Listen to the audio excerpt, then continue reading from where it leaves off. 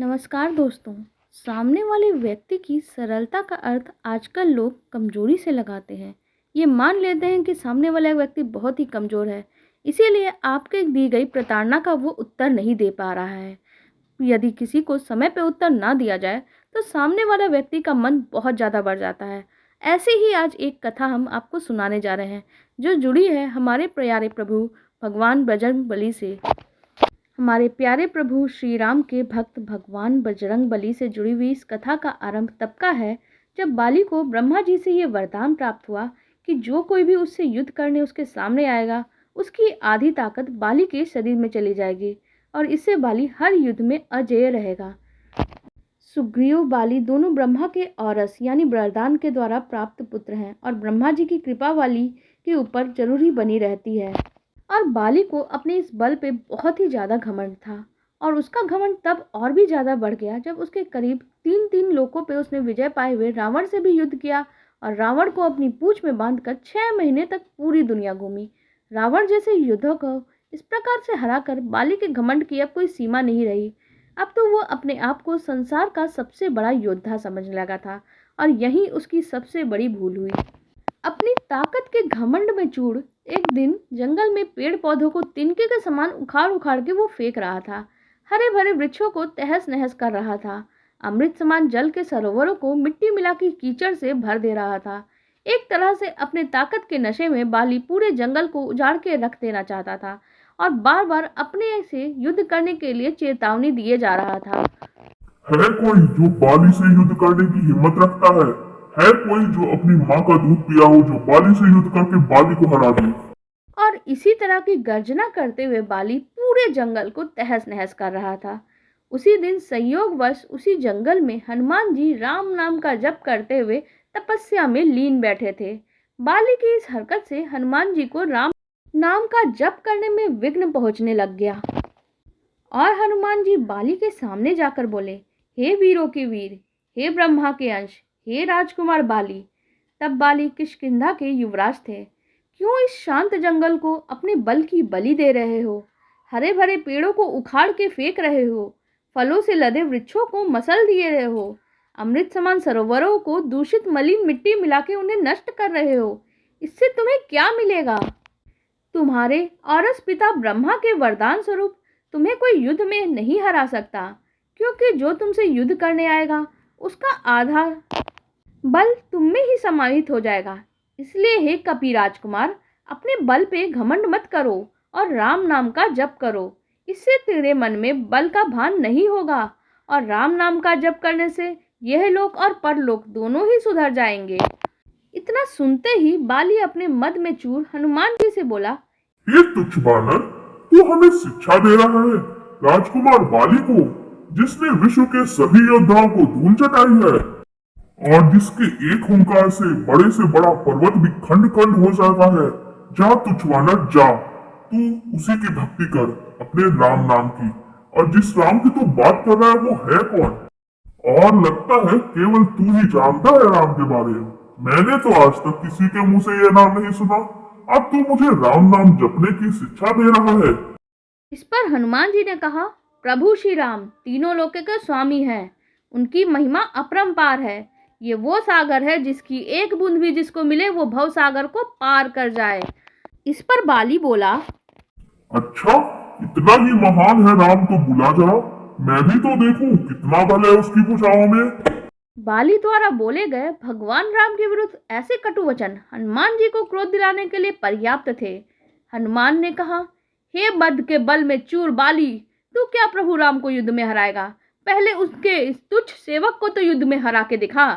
बाली ने कहा, तब ठीक है, कल के कल नगर के बीचों बीच तेरा और मेरा युद्ध होगा। हनुमान जी ने बाली की बात मान ली। बाली ने नगर में जाके घोषणा करवा दिया कि कल नगर के बीचों बीच हनुमान और बाली का युद्ध होगा। अगले दिन तय समय पर जब हनुमान जी बाली से युद्ध करने के लिए अपने घर से निकलने वाले थे, तभी उनके ठीक सामने ब्रह्मा जी प्रकट हो गए। हनुमान जी ने ब्रह्मा जी को प्रणाम किया और बोले, हे जगत पिता, आज मुझ जैसे एक वानर के घर आपके पधारने का कोई कारण अवश्य विशेष होगा।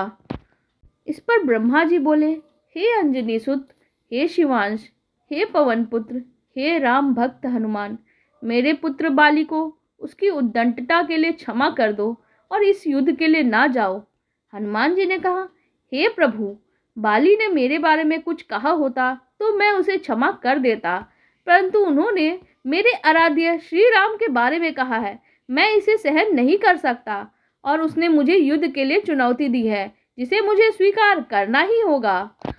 अन्यथा सारे विश्व में यही बात कही जाएगी कि ये राम भक्त हनुमान कायर है, जो ललकारने पे युद्ध के लिए नहीं जाता है क्योंकि एक बलवान योद्धा उसे ललकार रहा है।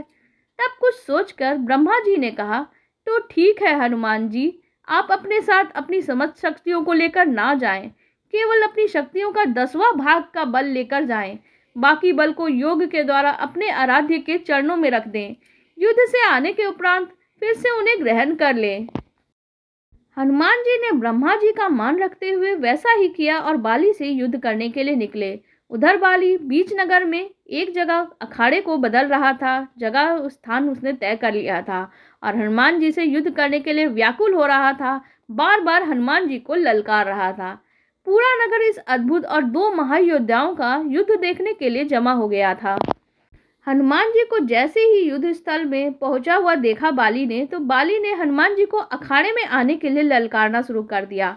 ललकार सुन के जैसे ही हनुमान जी ने एक ही पांव अपना अखाड़े में रखा था कि उनकी आधी शक्ति बाली में चली गई। बाली में जैसे ही हनुमान जी की आधी शक्ति समाई, बाली के शरीर में जो बदलाव आने लगे, उससे उसके शरीर में ताकत का जैसे सैलाब ही आ गया। बाली का पूरा शरीर बल के प्रभाव से फूलने लगा और उसका शरीर फटकर खून निकलने लगा। बाली को कुछ भी समझ में नहीं आ रहा था। तभी ब्रह्मा जी बाली के सामने प्रकट हो जाते हैं और बाली से कहते हैं, पुत्र, जितना जल्दी हो सके यहाँ से अति दूर चले जाओ। बाली को इस समय कुछ भी समझ में नहीं आ रहा था। वह सिर्फ ब्रह्मा जी की बात को सुनता है और सर पर दौड़ लगा देता है। 100 मील से भी ज्यादा दौड़ने के बाद बाली थक कर गिर गया। कुछ देर के बाद जब उसे होश आया तो अपने सामने ब्रह्मा जी को देखा और बोला, यह सब क्या है? हनुमान से युद्ध करने से पहले मेरा शरीर फटने की हद तक फूल गया, फिर आप यहाँ अचानक आ गए और फिर ये कह रहे हैं जितना दूर हो सके चले जाओ।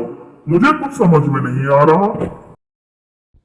ब्रह्मा जी बोले, हे बाली, मैंने हनुमान जी को उनके बल का केवल 10वां भाग लेकर तुमसे युद्ध करने के लिए कहा, पर तुम तो उनके 10वें भाग के आधे बल को भी नहीं संभाल पाए।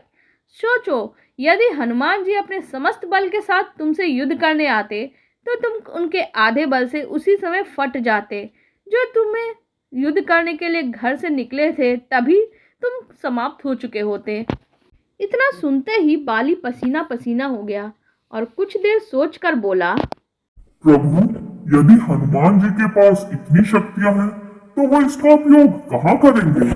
इस पर ब्रह्मा जी ने कहा, हनुमान जी कभी भी अपने पूरे बल का प्रयोग नहीं कर पाएंगे, क्योंकि ये पूरी सृष्टि भी उनके बल के 10वें भाग को भी नहीं सहन कर सकती।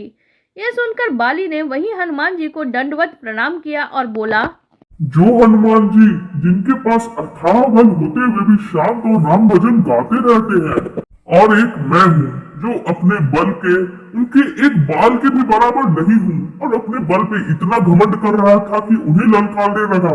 मुझे क्षमा करें। और आत्मग्लानि से भरकर बाली ने भगवान राम का तप किया और अपने मोक्ष का मार्ग उन्हीं से प्राप्त किया। जय श्री राम, जय महावीर हनुमान।